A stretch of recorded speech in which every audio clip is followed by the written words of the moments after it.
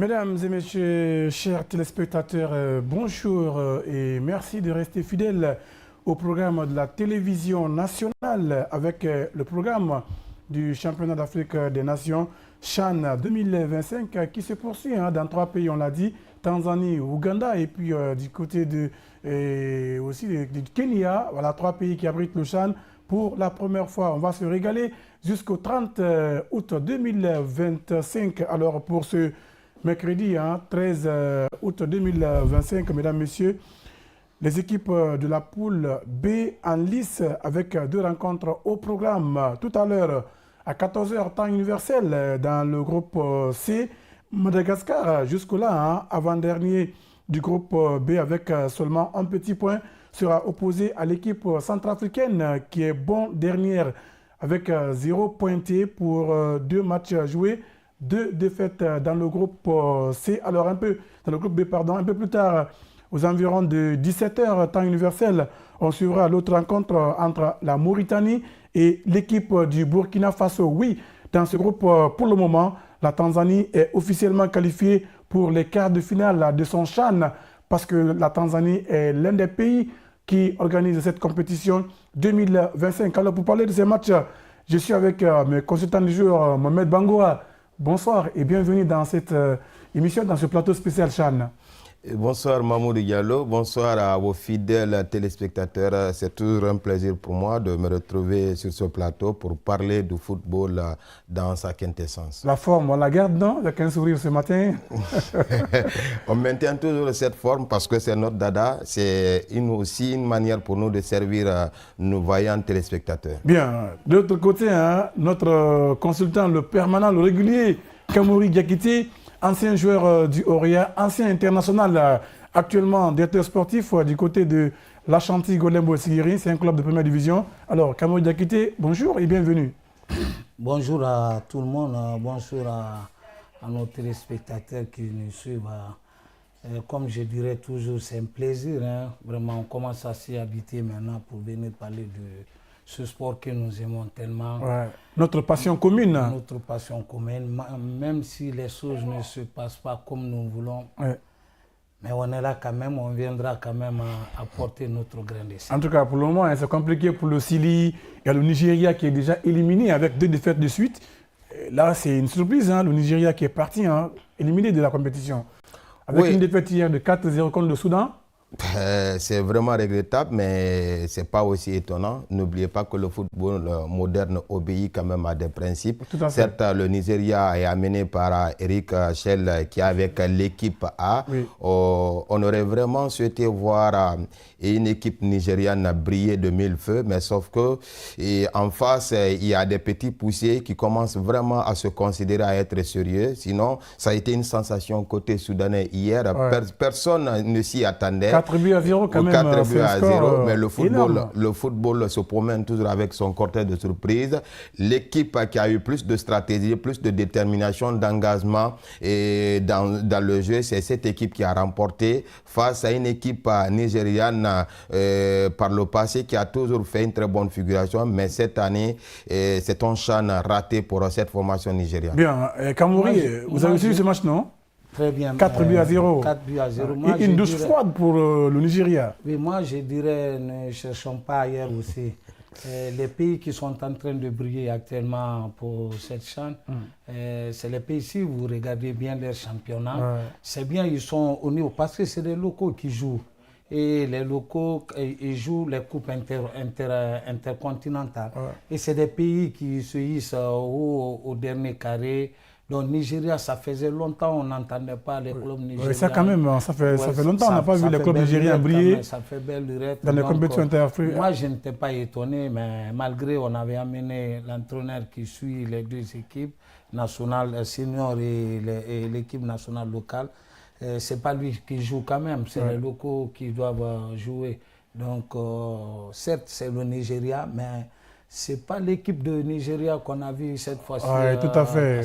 Tout à fait. En tout cas, ça, c'était une petite parenthèse. On va se replonger dans le programme du jour avec ce groupe B composé de la Tanzanie, Madagascar et puis la Mauritanie, le Burkina Faso et l'équipe centrafricaine. Aujourd'hui, 2 rencontres au programme. Tout à l'heure, on verra le match entre Madagascar et l'équipe centrafricaine. Déjà, Madagascar, c'est quoi son classement? C'est 2 matchs joués, 0 victoire, 1 nul, 1 défaite, 1 but marqué, 2 encaissés, 1 petit point contre la Centrafrique déjà qui a 2 défaites.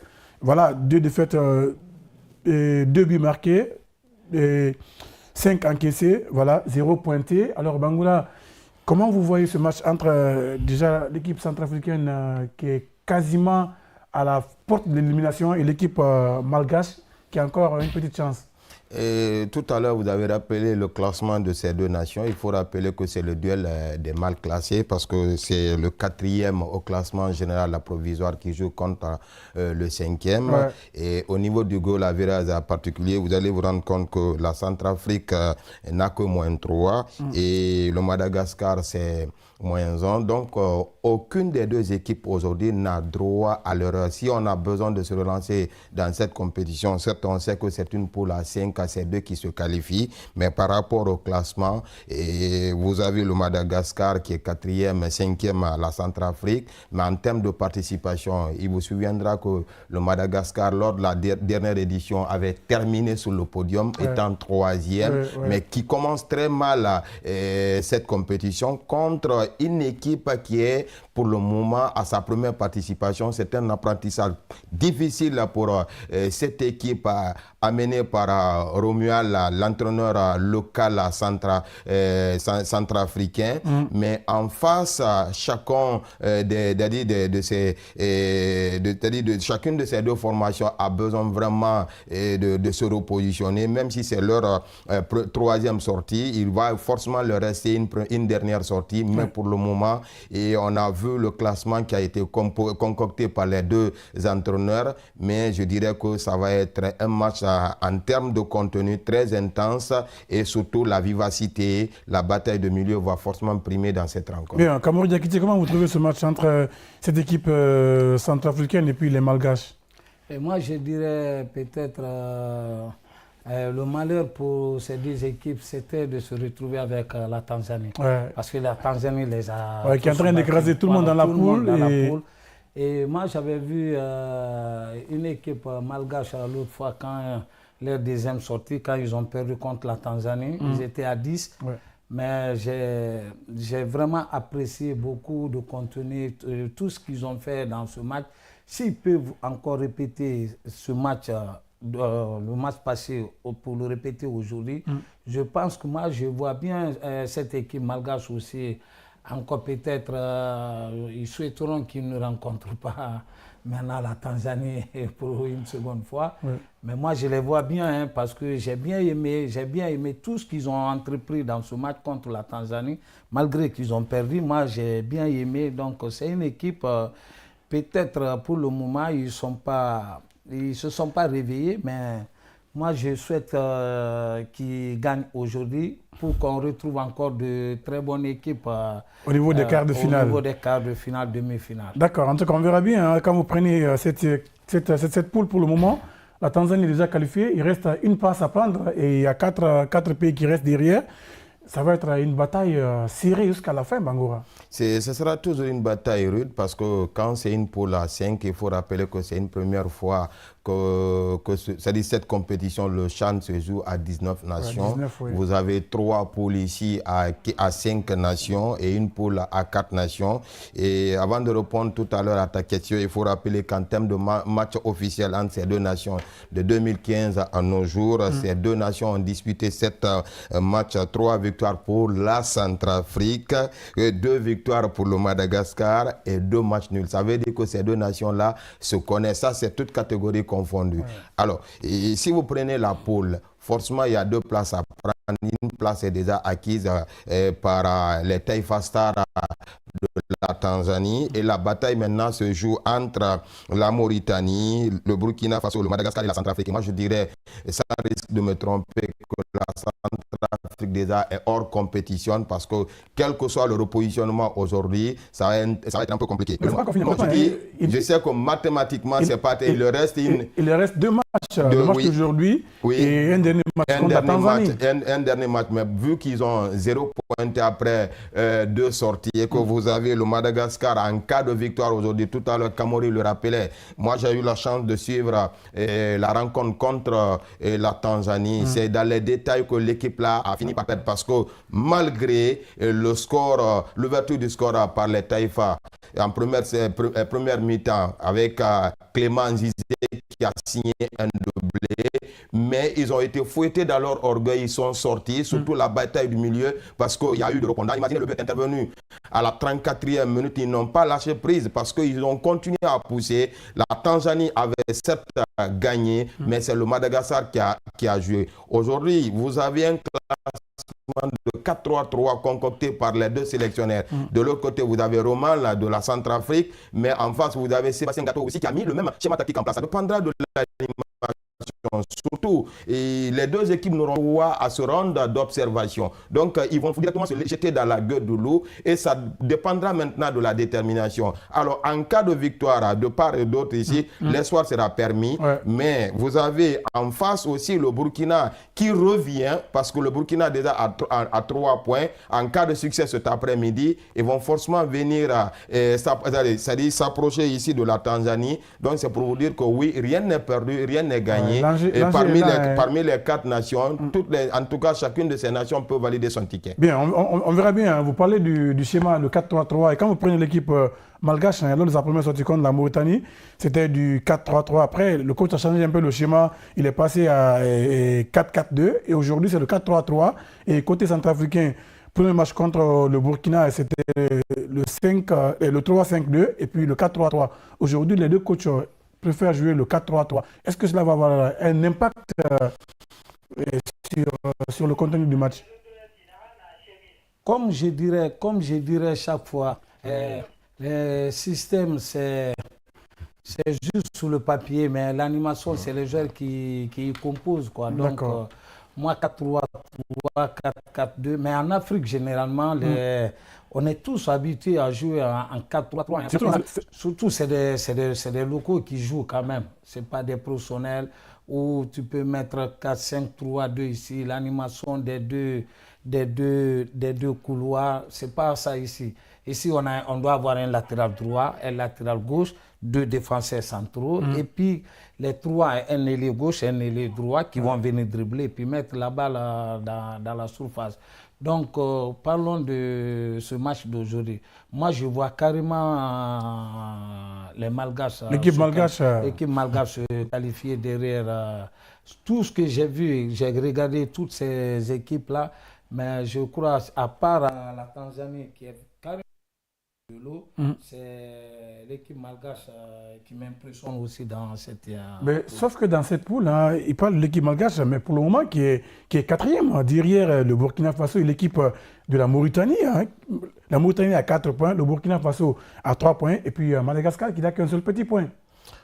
Le Madagascar, autant pour moi, n'a qu'un seul petit point. Et si toutefois que cette formation parvient à réaliser un exploit, et forcément l'espoir va renaître. Mais n'oublie pas que le 3e va jouer contre le 4e à partir de 17h. Donc le sort de cette poule va forcément se décider à partir de cette rencontre. Mais pour le moment, vous avez une équipe des Mourabitoun qui sont déterminés, qui jouent collectivement, parce que quand vous prenez ces deux formations, vous allez vous rendre compte que oui, il y a l'habitude qui s'y est installée. Et alors, vous avez 4 points contre 3 points. Et derrière, vous avez le Madagascar qui n'a qu'un petit point. C'est pour vous dire que oui, et tout peut changer dans cette poule. Donc, il faudrait qu'on soit très méfiant. Mais pour la rencontre de cet après-midi, tout à l'heure, la première rencontre, surtout c'est l'équipe qui aura plus d'engagement et le mental doit beaucoup primer dans cette rencontre. Parce que, et moi je l'ai dit, et quand vous observez très bien la rencontre contre la Tanzanie, c'était juste les petits détails qui leur a manqué. Sinon, en termes de domination, et en première période et en deuxième période, c'est les Malgaches qui avaient dominé. Aujourd'hui, est-ce que Sébastien Gatto va essayer de réagir de la même manière? Mais ça dépendra des 15 premières minutes. Parce que moi, je dis encore qu'aucune des deux équipes-là n'aura droit à un round d'observation. Il faut se lancer dans la gueule de loup et une fois que vous mettez le pied sur l'accélérateur, la victoire sera de votre côté. Bien, en tout cas, Kamori, hein, ce match est déjà lancé hein, entre les Malgaches et puis les Centrafricains. Même si vous basculez un tout petit peu côté malgache, est-ce que vous ne pensez pas que l'équipe centrafricaine aussi a des ressources pour aller puiser, pour essayer de titiller cette équipe malgache? Bon, peut-être on ne serait pas à leur place là-bas, mais comme c'est le football, nous parlons, que nous connaissons aussi. Et moi, je dirais que cette équipe, peut-être le football se promène avec son cortège là, que les Malgaches ne veulent pas entendre aujourd'hui, cette surprise. Mais moi, je ne vois pas cette équipe centrafricaine venir au bout des Malgaches aujourd'hui.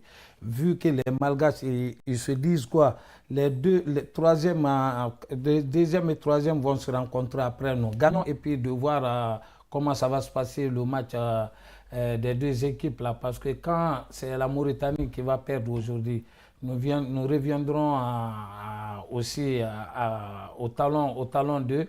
En ayant 4 points aussi. Donc, ce match est plus important pour les Malgaches que pour les Centrafricains. Bien, on voit les joueurs qui sont en train de revenir sur la pelouse hein, pour démarrer ce match. Donc, là, comment vous trouvez cette première période? Ça va basculer pour quelle équipe? Bon, pour la première explication, moi je m'attends quand même à un match très fermé avec peu d'occasions, mais je mise sur cette équipe malgache en termes de contenu, en termes de productivité, mais je me réserve de pronostiquer, mais ça va être un match très plaisant parce qu'en face, vous avez des ressources nécessaires pour répondre, mais connaissant un peu la vivacité de cette équipe malgache, et je m'attends à une surprise venant du côté du sélectionneur Sébastien Gatto. Et vous, Kamori Diakité? Moi, je n'aurais pas les mêmes analyses que M. Camara. Moi, je dirais tout de suite, les Malgaches ils vont gagner. Ah oui. Parce qu'ils savent qu'en gagnant, c'est plus bien.